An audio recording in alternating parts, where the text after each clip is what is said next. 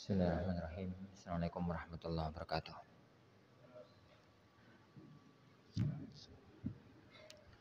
Alhamdulillahirabbil alamin. Wassalatu wassalamu ala asyrafil anbiya'i wal mursalin. Nabiyyina Muhammadin wa ala alihi wa sahbihi ajma'in. Wa la haula wa la quwwata illa billahi rabbil alamin. Asyhadu an la ilaha illallah wahdahu la syarika lah, ilahul awwalin wal akhirin. Wa asyhadu anna Muhammadan abduhu wa rasuluhul mab'utsu rahmatan lil alamin. Allahumma salli wa sallim wa barik ala nabiyyina Muhammadin wa ala alihi wa sahbihi ajma'in. Wa la hawla wa la quwwata illa billahi rabbil alamin. Amma ba'd. Ikhwani wa akhwati fiddin, azani Allah wa iyyakum. Alhamdulillah, kita lanjutkan kajian kita masih dalam bab ikhtiyar atau lawabit ikhtiyari zaujah, kaidah dalam memilih seorang istri. Telah kita bahas dalam pertemuan yang kemarin. Jadi yang pertama adalah memilih yang agamanya bagus, mencari yang agamanya bagus. Kenapa? Karena agama itu akan mengendalikan kehidupan rumah tangga. Dengannya seorang wanita mengetahui hak dan kewajiban dia. Dengannya dia bisa tahu bahwasanya rumah tangga itu adalah jembatan menuju ke surga. Dengannya dia bisa mendidik anaknya, dengannya dia bisa bergaul dengan keluarga besar suaminya, dengannya dia bisa bergaul dengan masyarakat sekitarnya, dan berbagai macam keutamaan-keutamaan yang lain bagi orang yang mempunyai istri yang beragama. Satu hal lagi, bahwa kehidupan itu sunnatullah. Dalam hidup itu nggak ada hidup itu senang terus. Hidup itu adalah naik turun. Kadang senang, kadang susah. Wa tilkal ayyamu nudawiluha bainan nas. Dan kami jadikan hidup itu, hari-hari itu berputar pada manusia. Kadang di bawah, kadang di atas. Kadang senang, kadang susah. Begitulah hidup manusia. Orang yang mampu bahagia, mampu bagus dalam kondisi senang itu banyak. Tapi orang yang mampu berbuat baik tatkala kondisi susah itu hanya orang-orang yang diberikan oleh Allah Subhanahu wa taala kemampuan yang diberikan oleh Allah, pemahaman dalam masalah agamanya. Hadis yang kedua, an Abdullah bin Amr ibn al-As, dari Abdullah bin Amr ibn al-As radhiyallahu anhuma, anna Rasulullah, bahwasanya Rasulullah sallallahu alaihi wasallam qaal, beliau mengatakan, ad-dunya mata, agama ini adalah mata, kesenangan. Wa khairu mata'id dunya al-mar'atus salihah, dan sebaik-baik perhiasan dunia adalah wanita yang salihah, istri yang saleh, yang siap jadi untuk mendampingi suaminya dalam kondisi apapun. Sebagaimana saya katakan tadi para jamaah sekalian, Allah Subhanahu wa taala tidak pernah menjadikan hidup manusia itu stabil. Allah Subhanahu wa taala menjadikan hidup manusia itu silih berganti. Wa tilkal ayyamu nudawiluha bainan nas. Hari-hari itu senang susah, senang susah. Dan kadang-kadang pemisah antara senang dan susah itu tipis. Baru detik ini senang, tiba-tiba terasa susah. Makanya tidak ada ceritanya manusia di muka bumi ini yang jabatannya paling tinggi, hartanya paling banyak, istrinya paling cantik, begitu ya, terus senang terus. Enggak tentu. Mesti ada tangis, mesti ada duka, mesti ada nestapa dalam rumah tangga semacam itu. Sebagaimana kebalikannya, kalau orang itu ekonominya miskin, rumahnya sederhana dan macam-macam, kemudian misalkan kok susah terus, belum tentu. Karena memang urip di dunia itu sawang sinawang. Jadi sing kene nyawang kono seneng, sing kono nyawang kene seneng. Begitulah hidup. Lah tatkala kondisi semacam itu dibutuhkan orang yang mampu memahami konsep hidup yang sebenarnya. Dan dia adalah seorang wanita yang memahami agamanya. Bagaimana seharusnya dia bisa menjalani kehidupan. Taib yang kedua, al-fara'us tsani. Yang kedua, jadi kriteria yang kedua, antakunal mar'atu waludan. Seorang wanita itu yang menjadi salah satu kriteria pilihan adalah waludan, banyak anak. Yustahabbu dianjurkan an yatazawwajar rajulul mar'atal walud, dianjurkan bagi seorang laki-laki jadi untuk menikahi wanita yang banyak anaknya. Nassa alaihil jumhur, ini ditegaskan oleh jumhur para ulama al-Malikiyah wasy-Syafi'iyah wal Hanabilah. Wad dalilu min sunnah, dan dalil dari as-sunnah an Ma'qil ibni Yasar, dari Ma'qil ibni Yasar radhiyallahu anhu qala, beliau mengatakan ja rajulun ilan nabi, ada seorang yang datang menghadap sama Rasulullah sallallahu alaihi wasallam. Faqal, lalu beliau mengatakan inni asabtu imra'atan dzata hasabin wa jamal. Ya Rasulullah, saya itu menemukan seorang wanita yang garis turunnya itu garis turun priai. Jadi garis turun orang-orang yang mulia gitu. Wa jamal, dia sendiri juga cantik. Wa innaha la tali, tapi mandul, enggak akan lahiran, enggak akan melahirkan. Afa atazawwajuha, apa boleh aku itu menikahinya? Qala, beliau mengatakan la, jangan. Summa atahu tsaniyata, kemudian beliau mendatangi Rasulullah kedua kalinya, fanahahu, tetap Rasulullah melarangnya. Summa atahu tsalitsah, didatangi ketiga kalinya. Faqal, lalu beliau mengatakan tazawwajul wadudal walud, kamu itu kalau mau nikah, nikahlah dengan wanita yang wadud, yang penyayang, gitu ya.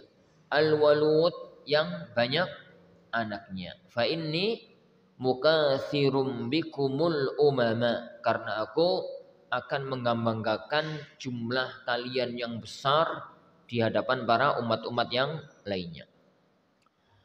Di antara masalah yang disebutkan oleh para ulama, kriteria mencari calon istri itu adalah walud, banyak anak. Lah maksudnya apa Ustaz? Rondo akeh anak ngono to. Mosok orang ngono karo mosok piye rondo akeh anak. Ini ruwet ngulan. Berarti rondo sing akeh anake iku didoleki mboten. Walud itu wanita yang prediksinya akan banyak melahirkan anak. Yang prediksinya akan banyak melahirkan anak. Dan itu bisa diketahui pertama dari kondisi keluarga besarnya. Biasa itu nih bapake, paman-pamane teko jalur bapak akeh. Paman bibike teko jalur ibu akeh. Dulure dhewe yo akeh. Biasa yo anake yo akeh. Yo meskipun enggak mesti ya. Meskipun enggak mesti. Enggak mesti semacam itu. Yang kedua, mungkin bisa dilihat dari apa ya? Kondisi kesehatan. Ada beberapa penyakit itu yang memang menghalangi orang untuk mendapatkan keturunan.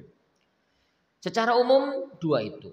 Adapun nanti benar nggak dia itu punya anak yang banyak, yuk nggak jelas. Yo kan kita juga tahu toh, ono dulur papat, anak nomor siji, dulur nomor siji, anak telu, dulur nomor loro, anak 30. Ini dulur nomor telu, anak siji, dulur nomor papat, kan duwe anak, yo ono. Ya ada. Tapi secara umum orang itu nggak jauh-jauh dari keluarganya. Orang itu nggak jauh-jauh dari keluarganya. Itu namanya walud. Dan ini dengan kesepakatan para ulama tidak sampai level wajib. Dengan kesepakatan para ulama tidak sampai level wajib. Dalam arti kalau seandainya ada laki-laki yang ngerti dengan pasti kalau wanita yang akan dinikahinya itu mandul, lalu tetap dinikahinya, maka itu nggak haram dan pernikahannya tetap sah. Pernikahannya tetap sah, tapi nggak disenangi oleh Rasulullah SAW karena nggak akan punya anak. Contoh, wanita yang memang rahimnya sudah diangkat, pernah penyakit kista sebelum lahiran, sebelum nikah itu sudah punya penyakit kista. Kemudian rahimnya diangkat, begitu ya secara otomatis nih orang itu nggak punya rahim berarti nggak akan hamil. Itu secara teori. Itu secara teori. Tapi kemudian dia itu kepingin untuk menikahinya. Apa hukum pernikahan itu sah dan tetap sah dan bukan menerjang perbuatan yang haram. Karena ini sifat kriteria, sifat pilihan. Sebaiknya ini semacam itu. Kenapa? Alasannya adalah sabda Rasulullah sallallahu alaihi wasallam, "Fa inni mukatsirum bikumul umama." Karena aku itu membanggakan banyaknya jumlah kalian di hadapan umat-umat yang lain. Jadi banyaknya umat itu ya kawan, itu manfaat dunia, manfaat akhirat, manfaat dunia, manfaat akhirat. Sekarang ini ya kawan, Indonesia itu diarani umat Islam itu mayoritas. Sing mayoritas itu Islam tenanan, apa Islam sing ora patek tenanan? Iya sing ora patek tenanan, sing dadekno mayoritas ku sing ora patek tenanan ya. Nek ditoleki ngono ya. Di antara semua kaum muslimin sing rajin, sing ora tau bolong salate, mungkin karek separuh. Sing salate di masjid terus, karek ono to seberapa? Di antara semua kaum muslimin misalkan 80% sekarang ya. Ya. Sensus terakhir jumlah kaum muslimin Indonesia berapa persen? 80-an, 87 kalau nggak salah. 87% lah. Berarti penduduk Indonesia berapa? 200 juta. Lebih. 300. Sembul. Oh, orang pegawai sensus ya. Anggaplah 200 kakek ya. Ya kedidikan. Anggaplah 200 juta. Berarti ini 80% kan 1,7 juta. 1,7 juta. Ngono ku sing kira-kira sing dari 160 juta iku sing lanang ya ben salat iku ning masjid rajin ngono pira? Iya. Sing salate rajin di masjid. Ngono ku dipilih meneh sing rajin ngaji. Ngono kare pira? Lah sing ngono-ngono ku didik ikhwan. Sing gara-gara mayoritas iku sing ngono mau. Gara-gara mayoritas yang semacam itu. Ya bagaimanapun juga jumlah itu tetap membawa kebanggaan. Minimalnya mereka muslim. Jadi minimalnya mereka itu seorang muslim. Begitu juga nanti pada hari kiamat dibanggakan jumlahnya oleh Rasulullah ini sallallahu alaihi yani wa ala alihi wasallam. Wallahu a'lam. Nah, itu salah satu di antara kriteria. Kriterianya itu walud, ya. Kriterianya itu walud. Nah, Ustaz, kalau ada seorang wanita yang gak iso lahiran, Ustaz, itu pripun, Ustaz? Wanita yang gak bisa lahiran itu ada dua kondisi. Kondisi yang pertama ketahuan sebabnya apa? Karena kista, karena ini, karena itu dan macam-macamnya, maka itu adalah satu aib yang mestinya diobati. Jadi yang mestinya diobati karena lumrahe wong itu duwe anak, wong itu duwe anak. Yang kedua ya, Juan, kalau kemudian sudah gak ada cacat, gak ada penyakit, gak ada apa, kemudian kok ternyata gak duwe anak, ya wis memang takdiri gak duwe anak. Rasulullah Shallallahu Alaihi Wasallam ya punya anak dari Khadijah, dari semua istrinya gak punya anak. Itu yang kedua. Al-far'us tsalits yang ketiga, antakunal mar'atu bikran. Kalau bisa yang dinikahi itu masih gadis. Yustahabbu an yatazawwaja ar-rajulu mar'atan bikra. Dianjurkan seorang laki-laki itu menikahi wanita yang masih gadis. Wa dzalika bittifaqil madzahibil fiqhiyatil arba'. Ini dengan kesepakatan ulama fikih mazhab 4, Hanafiyah, Malikiyah, Syafi'iyah dan Hanabilah. Jadi sifatnya itu dianjurkan, bukan berarti nikah karo rondo itu nggak boleh. Tapi kalau bisa carilah istri yang masih gadis. Jadi kenapa? Kita baca dulu yang disebutkan oleh beliau dari dalilnya. Al-adillah, dalilnya awalan yang pertama minas sunnah, dalil dari as-sunnah. An Jabir bin Abdullah, dari Jabir bin Abdullah radhiyallahu anhuma.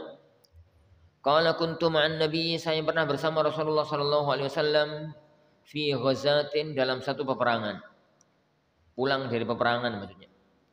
Jadi peristiwa ini adalah tatkala Jabir itu pulang dari perang. Fa abta'a bi jamali wa a'ya. Jadi untaku itu lambat. Koyo iku capek, lemes. Akhirnya melakukan gak banter, terlambat ditinggal karo kanca-kancane. Fata alaiyan Nabi sallallahu alaihi wasallam. Rasulullah sallallahu alaihi wasallam pun mendekati aku, mendatangi diriku. Rasulullah SAW dalam kebiasaannya beliau itu kalau safar, kadang-kadang beliau itu bagian paling depan, kadang-kadang beliau itu bagian paling belakang. Jadi kalau beliau bagian paling depan, itu beliau mesti minta ada di antara sahabatnya yang bagian paling belakang, nyisir pasukan. Barangkali ada yang sakit, barangkali ada yang jatuh, barangkali ada barang yang ketinggalan, itu bisa dibantu, ditolong. Nah kadang-kadang beliau itu malah yang jadi paling belakang. Ada yang disuruh untuk mimpin rombongan, beliau yang paling belakang. Nah suatu ketika kejadiannya pas Rasulullah SAW itu paling belakang. Beliau melihat Jabir kok gak melayu-melayu, kabeh semua dongar, ternyata beliau masih di belakang. Didatangi oleh Rasulullah SAW. Jadi lalu Rasulullah SAW itu mengatakan, Jabir, yani qultu, yani saya berkata, na'am, ya Rasulullah. Masya'nuk, ngapain toh kamu? Ada apa gitu? Masya'nuka, ada apa? Qultu abtu aliyya jamali wa a'ya. Ya Rasulullah, untukku lambat, untukku lemes. Fatakhallaftu, aku pun yani terlambat, Fanazala yahjunuhu bimihjanihi. Rasulullah pun turun sallallahu alaihi wasallam. Yahjunuhu bimihjanihi. Kata dalam catatan kaki, yahjunuhu bimihjanihi ay yadribuhu bil mihjan. Memukul dengan mihjan. Wahia, dan mihjan itu asa muhanniyatur ra's. Tongkat yang kepalai melungker. Tongkat yang kepalai melungker. Apa berarti? Ya teken itu kan kepalai melungker. Teken itu kepalai melungker. Asa itu tongkat lah, kepala itu melungker. Ya teken itu berarti.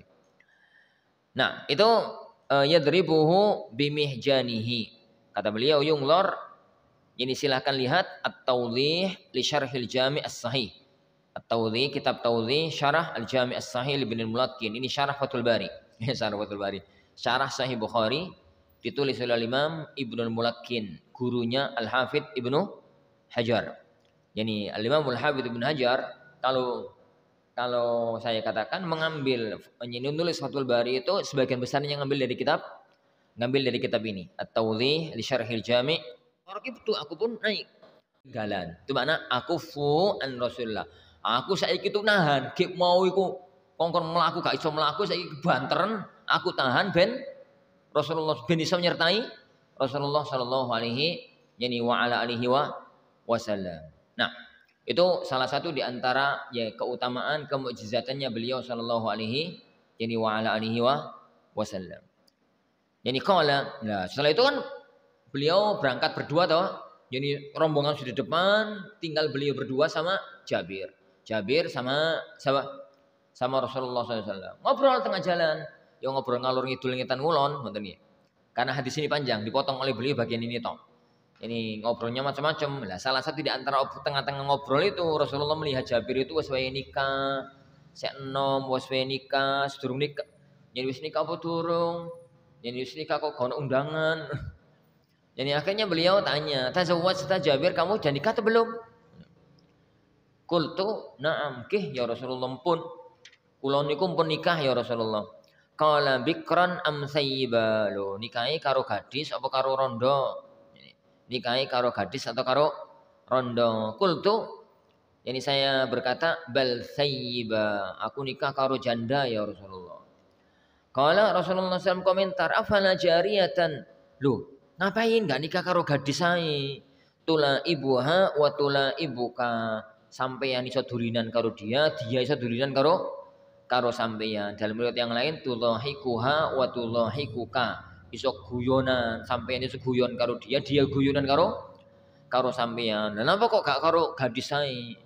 Qultu, aku jawab, "Innali akhwat ya Rasulullah, aku itu punya adik-adik perempuan." Jabir itu 9 bersaudara. Beliau itu sing paling tua, adike kabeh wedok. Adike kabeh wedok. Lah orang-orang Arab itu dulu nikah itu rata-rata umur 20-an. Jadi sing wedok itu nikahi umur 15-an, 14, 15 kus nikah. Sing lanang umur 20 iku nikah. Rasulullah SAW nikah umur 25 itu terlambat. Wis nyi terlambat karena Rasulullah SAW itu yang ngerasa pada waktu beliau 6 itu ngerasa. Jadi pada waktu beliau itu ditawari, ini ditawari sama salah satu kerabatnya Khadijah. Jadi dekati gitu ya. Mat, gak kepingin nikah toh Mat. Kan jenenge Muhammad kan. Jadi Mat gak kepingin nikah toh Mat. Nah, sinten sing pengin sing saged kula nikahi. Jadi beliau itu merasa wis yatim piatu, wis miskin, yo urip karo paman, saiki statuse apa? Karyawan, sing gelem tak nikahi ku ya sapa? Lah sapa sing gelem tak nikahi? Lah nek kapan ono sing gelem, gelem to sampean? Nggih purun. Nek ono orang wanita yang mau itu sampean gelem to? Nggih ndak purun. Lah kok ya kok nawan-nawani ngoten? Sapa? Khadijah. Bose maksudnya. Ini Khadijah. Lah tenan to? Iya nek sampean gelem, Khadijah gelem. Ya wis, ngono. Akhirnya jalan. Peristiwa. Itu tuh Rasulullah umur 25 itu udah terlambat. Tapi ini para ikhwah, itu bukan sunnah loh ya. Ini itu urf. Urf yang berkembang di tengah masyarakat. Ini urf yang berkembang di tengah masyarakat. Sebagaimana dahulu pernah Anda katakan ya Wan. Istrinya Rasulullah SAW itu yang janda muda. Itu kan Sofiyah, Zainab, sama Hafsah. Itu yang janda muda. Itu rata-rata umurnya Sofiyah itu dinikahi oleh Rasulullah SAW umur 17 tahun. Itu rondo. Ini itu rondo. Hafsah itu dinikahi oleh Rasulullah SAW umur 18. Seingat anak umur 18 tahun, nggak malah 17 tahun. Itu ya rondo. Ini Zainab itu malah nggak salah malah umur 16 atau umur 17 itu loh. Itu umur itu terus pada rondo kabeh. Tapi yo gak ditiru ya ora apa-apa, ditiru ya ora apa-apa. Ditiru ya ora apa-apa. Dalam arti itu tuh urf ya. Itu tuh urf sebuah masyarakat. Makanya tatkala Rasulullah SAW itu nikahi Aisyah di umur 6 tahun itu gak usah komentar. Kenapa gak usah komentar? Lumrah di masyarakat Arab nyanyi wedok umur 6 tahun nikah itu lumrah, gak ada masalah. Kalau anak geger, gak nemu wedok liya to. Geger paling gak oleh karo mudine. Kalau udah mendul itu normal banget. Yani Amr bin As radhiyallahu an dengan anaknya Abdullah bin Amr bin As itu kan selisih 12 tahun. Jadi Amr bin As itu bapaknya Abdullah bin Amr bin As. Jadi Abdullah sama bapaknya Amr itu selisih 12 tahun. Jadi Amr bin As itu nikah umur 10 tahun, 2 tahun kas duwe anak. Ya pas toh 2 tahun kas duwe anak. 2 tahun kas ngono duwe anak. Jadi pas lahir anaknya itu selisih 12 tahun. Umurnya Amr bin As itu masih 12 tahun. Nek sampean niru ya ora apa-apa. Tapi kedaluarsa engko nek anake umur 10 tahun dan nikahno. Engko anake 12 tahun ngono lulus SD ku sampean duwe putu ngono. Ya monggo ae ini gelem tapi ya koyo ora gelem koyo. Ini begitu. Lah Jabir itu di umur-umur wis wayahe nikah. Jadi kira-kira Jabir itu umurnya sekitar berapa? Anggaplah 23 wis. 23 terus adike 8. Iku berarti yo 2 tahun ngono ya kira-kira. Boleh koyo anakku ngono ya 2 tahun. Anakku paling gede umurnya 20. Umurnya 20, adik songo. Ini berarti kan 2 tahun. Adik songo. Anaknya paling besar itu umur 20 tahun. Ini baru selesai pengabdian sekarang di Al-Furqan jadi 20 tahun itu adik songo. Bener 2 tahun. Kira-kira kok ngono lah. Ya Rasulullah adik kula niku cilik wedok kabeh, wedok kabeh. Ini mana tadi? Innali akhwat fa ahbabtu an atazawwaja imra'atan tajma'uhunna wa tumashshituhunna wa taqumu 'alaihinna. Saya itu pengen ya Rasulullah untuk nikah dengan seorang wanita yang bisa ngurusi mereka, bisa nyisir rambutnya adik-adikku, bisa ngopeni mereka. Jadi karepe Jabir itu aku yo nikah yo duwe bojo, adik-adikku yo iso duwe ibu ngono. Ini iso duwe ibu. Jadi dalam sebagian riwayat yang lain beliau itu mengatakan, ya Rasulullah, lah nek aku nikah karo gadis umur 14 tahun, iku yo nambah urusan. Gegerane kok karo adik-adikku. Ngono tukaran terus ngono. Gegerane karo adik-adikku. Jadi ya Rasulullah, kalau aku nikah sama gadis itu nambah masalah. Ana itu ingin nikah untuk dua fungsi. Dia istriku yo yo. Jadi fungsinya sebagai ibu dari adik-adikku yo. Yo iyo. Jadi ngurusi adik-adik sekaligus sebagai istriku. Itu yang diinginkan oleh siapa? Yang diomongkan oleh Jabir. Beliau mengatakan, yani mana tadi? Yani tajma'uhunna wa tumasyituhunna wa taqumu 'alaihinna. Yani Rasulullah SAW mengatakan, yani ama innaka qadim. Dalam riwayat yang lain hadis ini mengatakan, oh ngono ta, pinter sampean. Dalam riwayat yang lain Rasulullah mengatakan kalau semacam itu, maka pilihanmu, keputusanmu itu bagus. Nah, dalam riwayat ini lafaz hadisnya itu ama innaka qadim. Nah, sampean sarepe teko iki, sarepe teko Madinah maksudnya. Iku sarepe datang ke kota ama innaka qadim. Yani ketahuilah sampean, yani kamu qadimun, akan segera masuk kota, akan segera datang ke istrimu. Fa idza qadimta, apabila kamu itu datang, fal qais al qais, pintro. Yani al qais itu bahasa Indonesia apa ya? Yani al qais ini ya. Qais itu ya apa ya? Lah nek kapan teko ndang kumpul sama istri ngono ben penak ngono. Ya maksudnya itu pinter-pinter bergaul dengan istri. Itu kinayah untuk berbuat jima dengan istri awal kedatangan dari perjalanan panjang. Ininya para jamaah yang Allah Subhanahu wa taala, intinya hadis ini tidak akan ana bahas dari semua sisinya karena panjang.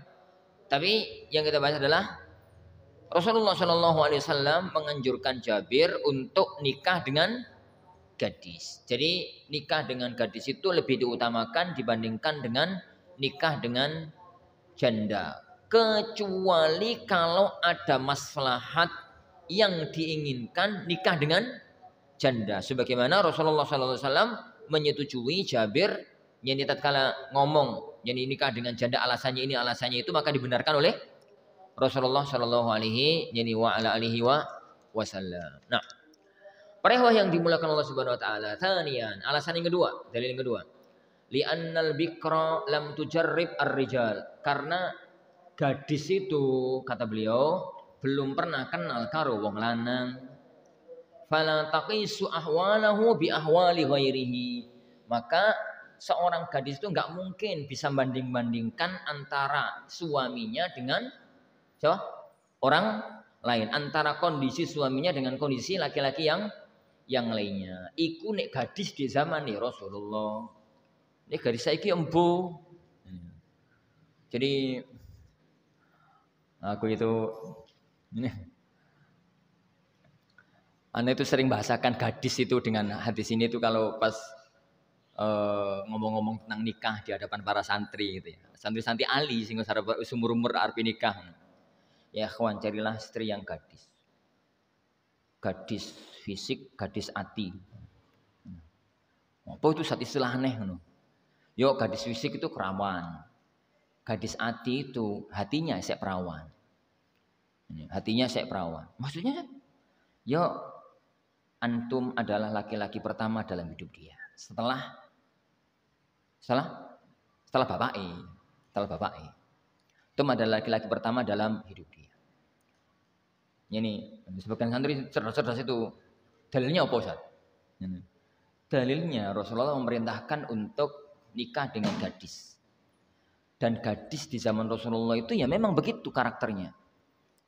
Makanya ya kawan, nanti kalau kita bahas masalah lamaran nih, pada waktu kita bahas masalah lamaran, itu beliau sallallahu alaihi wasallam itu kan mengatakan al-ayyimu tusta'mar wal bikru tusta'dzan.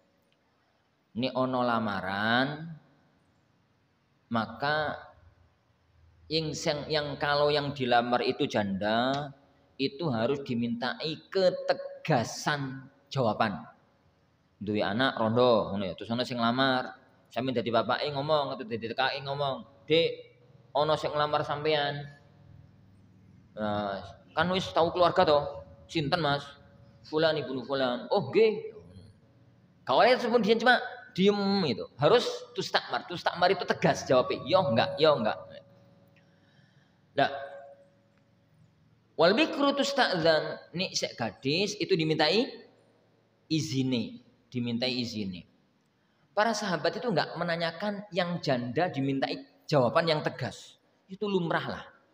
Para sahabat itu malah tanya, "Ya Rasulullah, fa kaifa idznuha?" Ya Rasulullah, gadis dimintai izin itu piye? Gambarannya itu lo pripun? Para sahabat yang merasa mengherankan, itu kok ada gadis ngelamar lewat bawe ya, Wan. Zaman Rasulullah ngono ngelamar langsung itu. Ini ngelamar langsung ning akhwat itu enggak ada. Jadi ngelamar lewat bapake. Kemudian bapake minta izin kepada putrinya, itu enggak dapat dibayangkan oleh para sahabat. Piye mau itu gadis kok diminta izin? Kenapa?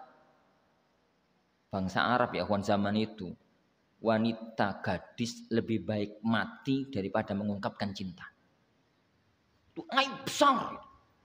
Aib besar. Lebih baik dia itu sok menjadi melaku ngarepe omah ngono ya. Delok wong lanang gak wantang nyawan langsung jatuh cinta. Itu lebih baik dia mati daripada ngomong nih bapak, "Pak, lamarno iku, Pak." Itu aib besar banget zaman itu ya. Zaman itu. Makanya di kondisi bangsa Arab di zaman itu, nikah gak nikah, dinikahno sama siapapun tergantung bapak ngomong, "Nak, sampean sak nikahno nak karo fulan kono nang, mereka saiki ning bojomu." Ngono. Gak kate kondo gak kate opo. Itu adate wong Arab zaman biyen. Adate orang Arab zaman dahulu. Tiba-tiba Rasulullah mengatakan, "Jangan begitu. Dimintai izin dulu." Para sahabat bingung. "Ya Rasulullah, pripun carane?" Karena dalam bayangan mereka nggak mungkin anak gadisnya itu ngomong, "Ge, kulo seneng." Gak mungkin. Yang di zaman. Makanya mereka mengatakan, "Wa kaifa idznuha?" Ya Rasulullah, bagaimana cara? Apa? Izinnya itu loh, kita ngerti kalau dia ngizinkan sama enggak nih kalau pripun ya Rasulullah. Maka beliau sallallahu alaihi wasallam mengatakan, "Idznuha sumatuha." Nek meneng ya berarti izin. Berarti izinkan. Meneng apa ini? Meneng apa? Meneng ridho ya Juan. Orang meneng tapi banting pintu. Meneng itu mlebu kamar biwak ngono. Ngono ku. Dek nak cirine Rasulullah nek menenge sampean ridho. Ngono wong tuane ora beres yo. Wong kita banting pintu kok cirine ridho. Meneng tapi nangis. Ngono yo. Meneng tapi gak gelemangan. Nak piye nak? Nek sampean meneng ae cirine Rasulullah idznuha sumatuha iku zahiriyah iku. Iku zahiri. Ora beres bapake. Jadi maksudnya itu seneng ridho. Seneng ridho itu ya menang tapi goyang. Menang tapi yo jadi tambah semangat. Jadi menang tapi kono itu menang gitu. Nah, wanita yang seperti itu ya akhwah. Pertama nasihatnya pada para gadis nih. Jadilah yang belum nikah loh ini, yang belum nikah. Jadilah gadis bener-bener gadis. Gadis fisike anti dalam arti sek perawan. Gadis atine anti itu belum kenal laki-laki kecuali bapak. Kakak bareng tau satu yo kakak besan. Bapak karo kakak karo paman. Maksudnya gak kenal laki-laki lain. Gak kenal laki-laki yang lainnya. Jadikan suami anti itu laki-laki pertama dalam hidup. Laki-laki pertama dalam Nah bagi ikhwan, bagi yang laki-laki, kalau bisa usahakan cari istri itu yang gadis lahir batin. Ini gadis lahir itu yo memang saya durung nikah. Itu gadis lahir, gadis batin. Yang sampean itu laki-laki pertama. Durung nikah tapi sampean laki-laki nomor 10. Pas wae nikah ngono ku, Mas. Aku nyesel nikah karo sampean. Pacarku sing nomor 7 ku, Mas. Loro kabeh sampean ya. Pacarku sing nomor 7 ngene. Sampean gak beres-beres. Ngene kurang. Nah, sampean yo kalah karo pacarku nomor 6. Aku nelongso nikah karo sampean ku napa gak nikah karo sing nomor 5. Loro kabeh. Ini iku memang masih gadis ya, akhi. Masih gadis di titik fisik, tapi sebenarnya hatinya wis gak atine ku sampean niku nikahi rondo nomor 13. Nomor 13. Niki rondo nomor 9, ya, nomor 9. Wis rondo ping 9. putus karo pacar pertama rondo wisan, putus karo pacar kedua. Ya, sak putus-putuse kan jenenge tahu pacaran, itu punya kenangan. Manis, ya tahu nyolok bebek, mbok bebek ngono. Bopo ngono. Wis gak karuan blas ngono. Gak karuan blas. Makanya para ulama ya Juan. Apa nih roto vulgar ini? Roto vulgar. Para ulama dalam semua pembahasan tentang masalah kenapa kok nikah dengan gadis? Agar istri sampean itu gak iso banding no. Kenapa gak iso banding no? Kan gono sing kayak bandingan. Wong sampean laki-laki pertama. Tapi meskipun sampean itu laki-laki pertama dalam suami istri, tapi ini pacar nomor 10, itu bandingne ping 10 lho. Jirine Ustaz wingi nikah karo gadis gak dibanding-bandingno. Nah aku kok dibandingno karo wong 10. Si tapi salah. Sampean sing salah pilih. Ya sampean sing salah pilih. Itu nasihat anak. Yang kedua ya akhi. Ya kadang-kadang memang sebagian di antara anti itu ngerti ngaji wis kadung gedhi. Wis kadung gedhi ngene. Wis tau duwe pacar ping 5 kayak ngaji. Ngaji iki gara-gara nelongso ditinggal pacar nomor 5. Akhirnya ngaji. Kalau sudah semacam itu ya ukhti, anggaplah anti itu terlahir kembali ke dunia untuk yang kedua kalinya. 5 laki-laki yang pernah ada dalam hati itu tolong dikubur. Ini dikubur kenangan nih, gak dikubur wonge. Dikubur wonge sampean cekel polisi. Dikubur kenangan nih. Tutup semua kenangan. Pahit maupun manis. Caranya bagaimana? Hilangkan semua yang membuat ingat dengan dia. Nomornya, FB-nya. Jangan sampai cinta lama bersemi kembali. Ini hadiahnya. Tahu DKI baju, mau kadang-kadang tahu DKI kitab, mau pacaran karo ikhwan kayak kitab, tahu DKI opo, bakar semua itu. Katakan, aku terlahir kembali, mulungsungi atine. Biar yang dikatakan oleh para ulama kita, suami Anda itu adalah laki-laki pertama. Jadi sak mau kapan-kapan usil anak tuh ngomong, "Dik, aku nih belanjane koyo ngene iki wis bener apa sik pelit, Dik?" Ngono. Ya mboto Mas, wong aku gak ngerti lanang kecuali sampeyan kok. Ya wis bener. Ngono padahal yo ngerti wong akeh. Ngono wae ya. Ngono wae. Jadi, kenapa? Ya fungsinya kenapa gadis? Gadis itu semua kata para ulama itu satu. Karena gadis itu enggak pernah bisa banding-bandingkan.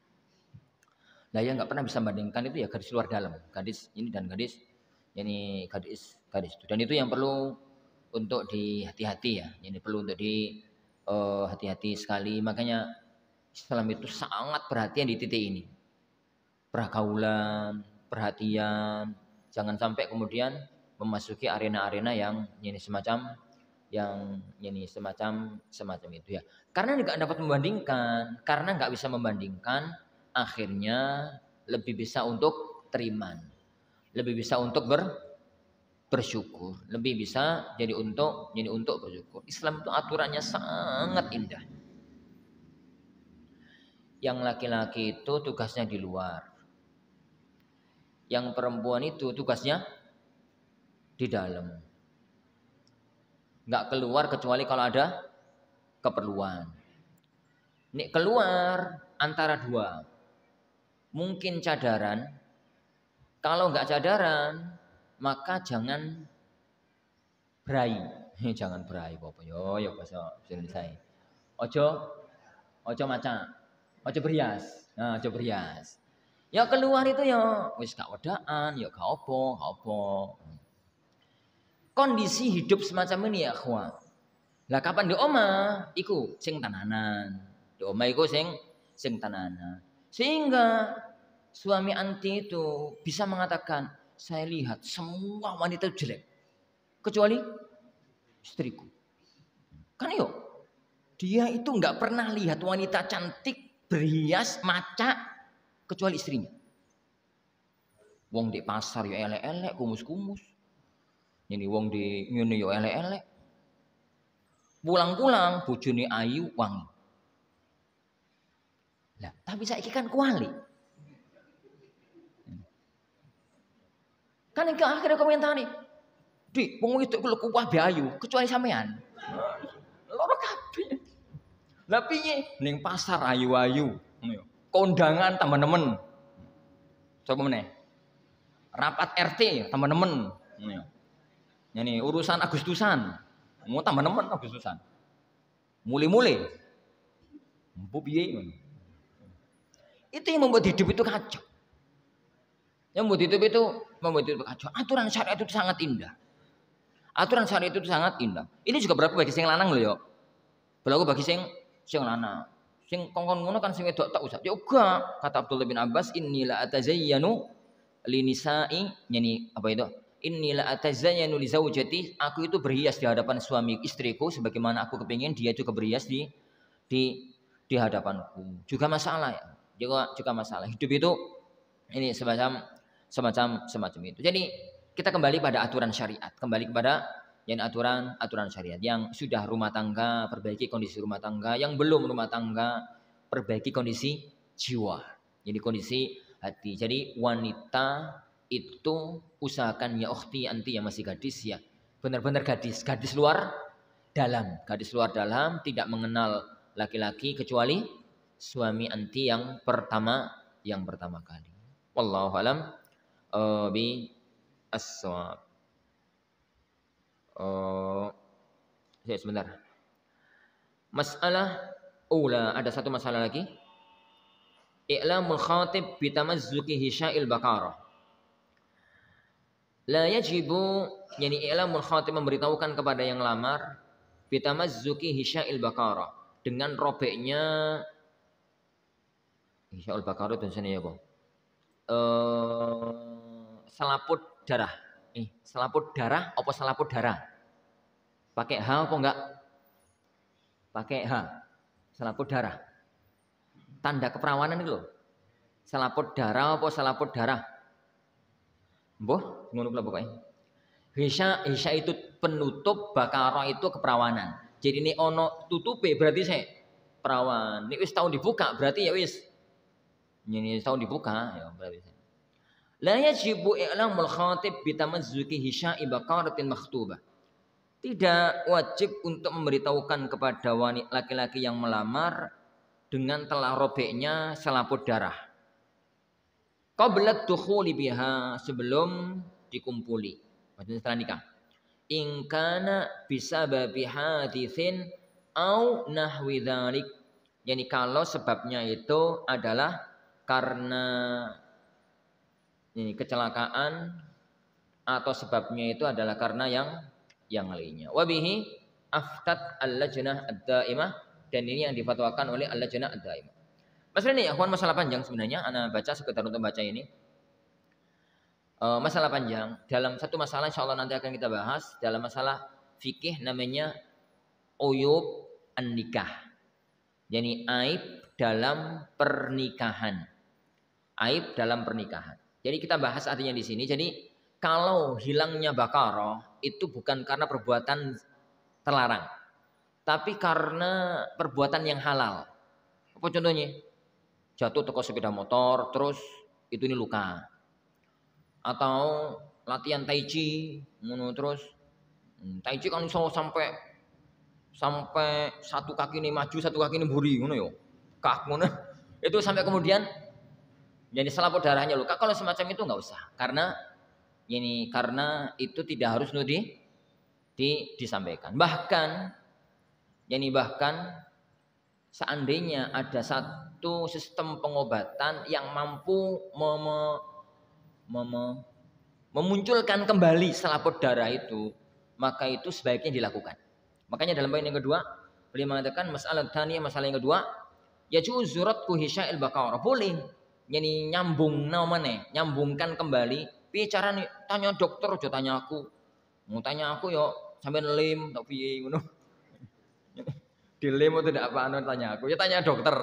Yani dokter itu misalkan ini pernah jatuh karena ini pernah robek karena latihan kungfu, latihan tai chi, atau pernah jatuh dari sepeda motor, atau pernah jatuh dari kelopo, atau apa lah.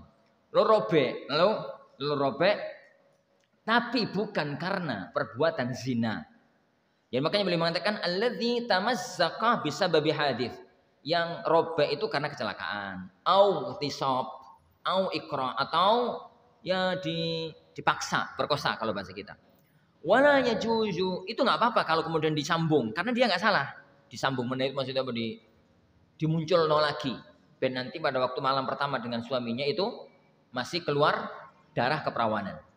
Wala yajuzu syar'an radkul hisyai al-mutamazzik bisa birtikabil fahisyah. Dan tidak boleh untuk merekatkan kembali ini selaput darah yang robek karena perbuatan zina. Karena itu bentuk apa hewan? Penipuan. Ada satu masalah besar sekali, kita bahas nanti pada babnya, bab aib an-nikah, bab tentang aibnya pernikahan. Yaitu masalah kalau wanita itu pernah terjerumus dalam perbuatan zina. Itu masalah yang perlu untuk didiskusikan. Ini pada waktunya insyaallah subhanahu wa ta'ala. Wabihi sadara qararu Majma' al-Fiqh al-Islami. Dan ini adalah yang difatwakan oleh Majma' Fiqh al-Islami saddan lidzari'atil fasad wa tadlis, untuk menutup jalan menuju kerusakan dan penipuan. Wallahu alam. Ini bi shawab insyaallah subhanahu wa ta'ala ini yang kita pelajari insyaallah subhanahu wa ta'ala kita lanjutkan pada waktu yang akan datang biizni rabbina tabaraka wa ta'ala. Kita akhiri. Subhanakallahumma wa bihamdika asyhadu an la ilaha illa anta astaghfiruka wa atubu ilaik. Wassallallahu wasallam wa baraka ala nabiyyina Muhammad. Assalamualaikum warahmatullahi wabarakatuh.